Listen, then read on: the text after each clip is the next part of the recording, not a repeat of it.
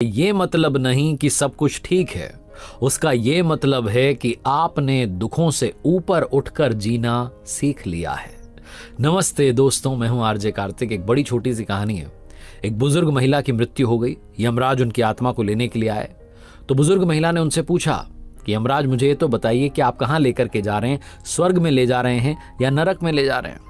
यमराज मुस्कुराए और कहने लगे कि आपने पूरे जीवन प्रभु की भक्ति की है, प्रभु बड़े प्रसन्न हुए हैं और प्रसन्नता के कारण आपको प्रभु के धाम बुलाया गया है, तो हम आपको ना स्वर्ग ले जाएंगे ना नरक ले जाएंगे, आपको सीधे प्रभु के धाम ले जाएंगे।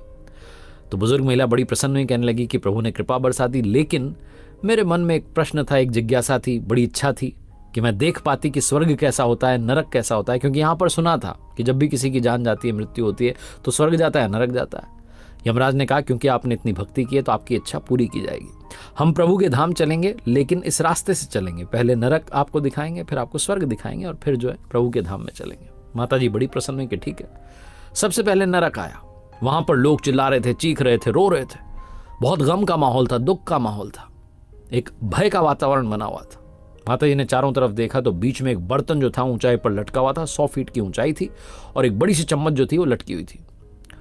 माता जी ने वहां जो लोग रो रहे थे उनमें से किसी से पूछा कि इतना रो क्यों रहे हो, क्यों परेशान हो, और ये महक आ रही है, इस बर्तन में है क्या? तो ये कहने लगा, इसमें तो बड़ी स्वादिष्ट सी खीर बनी है, तैयार है, लेकिन हम खा नहीं पा रहे हैं, और रो इसलिए रहे हैं क्योंकि भूखे हैं।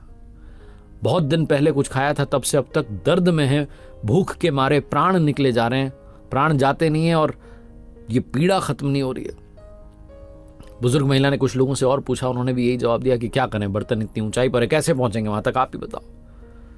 बुजुर्ग महिला वहां से चल दी कि चलो एक बार चल करके स्वर्ग भी देख लें, वहां क्या है। जब स्वर्ग की तरफ गए तो ठहाकों की आवाज आ रही थी, खुशनुमा माहौल था, हंसी मजाक चल रहा था, लोग बड़े प्रसन्न थे। उन माता जी ने फिर से चारों तरफ देखा तो उन्हें दिखाई दिया कि बीच में ठीक वैसा ही सीन था जैसा नरक में था। बीच में एक बर्तन जो था वो लटका हुआ था ऊंचाई पर, 100 फीट की ऊंचाई पर, और एक बड़ा चम्मच जो था वो लटका हुआ था उसके साथ में। लेकिन लोग बड़े प्रसन्न थे। तो माता जी ने किसी एक से पूछा कि ये बताइए, इतनी ऊपर जो है बर्तन लटका, इसमें क्या है, महक बड़ी अच्छी आ रही है। उसने कहा खीर बनी है। माता जी समझ गई कि सेम सिचुएशन है दोनों तरफ। माता जी ने कहा, फिर आप तो पहुंच नहीं पाते होंगे, भूख लगती होगी, भूख के मारे पीड़ा होती होगी, प्राण निकलते होंगे, और आप तो बड़े खुश हैं, सब प्रसन्न हैं। तो एक व्यक्ति ने कहा कि वो जो सबसे सीनियर बैठे हैं उनसे जाकर के पूछिए, वो आपको इसका उत्तर देंगे। तो उन सब में जो सबसे सीनियर थे उनके पास माता जी गई और कहने लगी कि आप ही बताइए, ये मेरे मन अंदर जिज्ञासा है कि कैसे जो आप बर्तन तक पहुंचते हैं, कैसे सबको जो है प्रसाद मिल जाता है, भूख मिट जाती है, भूख तो लगती होगी ना, इतना ऊपर बर्तन लटका कैसे पहुंचोगे? तो वो सीनियर थे, वो मुस्कुराने लगे, कहने लगे कि आपने दही हांडी के बारे में नहीं सुना? वो जन्माष्टमी पर जब हांडी उत्सव होता है तो जो लोग होते हैं के ऊपर एक चढ़ करके पहुंच जाते हैं हांडी तक। हमारे यहाँ भी जितने नौजवान हैं उनकी एक टोली बनाई हुई है, वही के ऊपर एक चढ़ करके जो है वहाँ तक पहुँच जाते हैं और सबके लिए प्रसाद लेकर के आ जाते हैं। सबको प्रसाद मिल जाता है, सब भरपेट प्रसाद पाते हैं और प्रसन्न रहते हैं।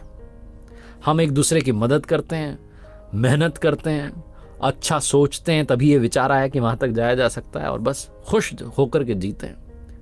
माता जी को समझ में आ गया कि प्रभु ने दोनों के लिए परिस्थितियां एक जैसी रखी, लेकिन अपने ही कर्मों से कोई स्वर्ग का सुख भोग रहा था और कोई नरक में रो रहा था।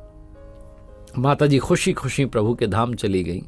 बड़ी छोटी सी कहानी है जिसका सार ये सिखाता है कि सिचुएशन सेम रहेगी, लेकिन आप कैसे रिएक्ट करते हैं, आपका रिएक्शन क्या होता है, आप कितनी मेहनत करते हैं, आप कितनी मदद करते हैं दूसरों की, आप कितना अच्छा सोच पाते हैं, लाइफ आपकी वैसे ही बनती चली जाएगी। वो स्वर्ग वाली भी हो सकती है, नरक वाली भी हो सकती है।